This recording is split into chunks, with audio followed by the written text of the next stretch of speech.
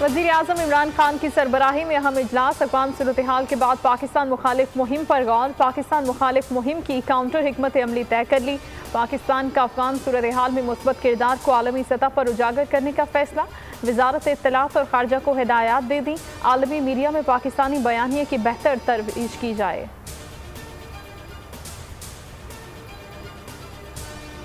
پرامن افغانستان پاکستان اور خطے کے لیے اہم ہے، افغانستان میں استحکام کے لیے عالمی برادری کو اپنا کردار ادا کرنا ہوگا۔ وزیر اعظم کی ڈنمارک کے وزیر خارجہ سے ملاقات میں گفتگو، دو طرفہ تعلقات پر اطمینان کا اظہار، آرمی چیف سے بھی ڈنمارک کے وزیر خارجہ کی ملاقات، باہمی دلچسپی کے امور، خطے کی سیکیورٹی صورتحال پر بات چیت، افغان صورتحال میں پاکستان کے کردار کو سراہا۔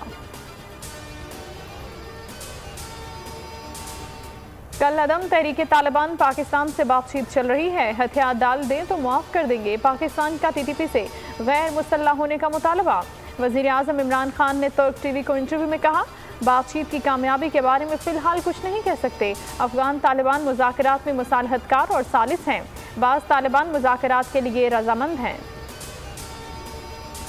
کل عدم ٹی ٹی پی کے مختلف گروہ پاکستان کے ساتھ اپنی وفا کا عہد نبھانا چاہتے ہیں، آئین اور قانون کے دائرے میں رہتے ہوئے ایسے افراد کو واپس آنے کا موقع دیں گے۔ وفاقی وزیر فواد چودھری کہتے ہیں، ریاست پاکستان ایک آگ اور خون کے دریا سے ہو کر نکلی ہے، پاکستان پہلے سے زیادہ مضبوط اور پرعزم کھڑا ہے، جو لوگ بھٹک گئے ہیں انہیں واپس لانا چاہتے ہیں۔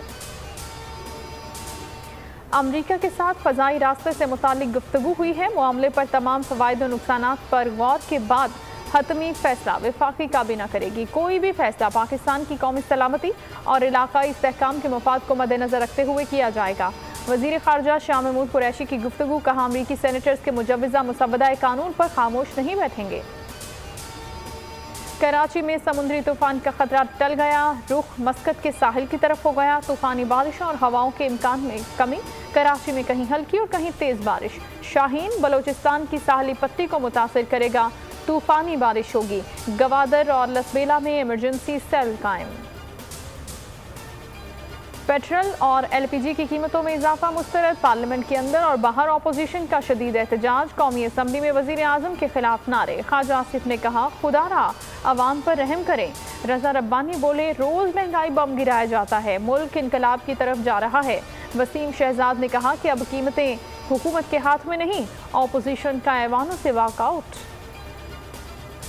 معاملات طے پا گئے، سعودی عرب سے مؤخر ادائیگی پر تیل مل سکے گا، وزیر خزانہ شوکت ترین کہتے ہیں ماہانہ 15 کروڑ ڈالر کی سہولت ملے گی، سعودی عرب 2 سال میں پاکستان کو 3 ارب 60 کروڑ ڈالر دے گا،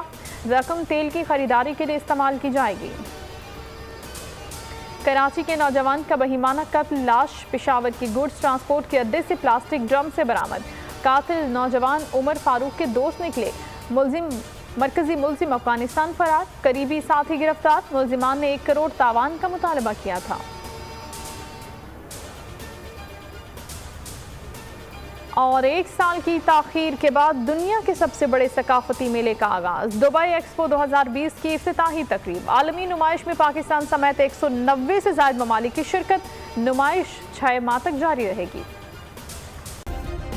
سبسکرائب کریں اور بیل دبائیں تاکہ کوئی خبر رہ نہ جائے۔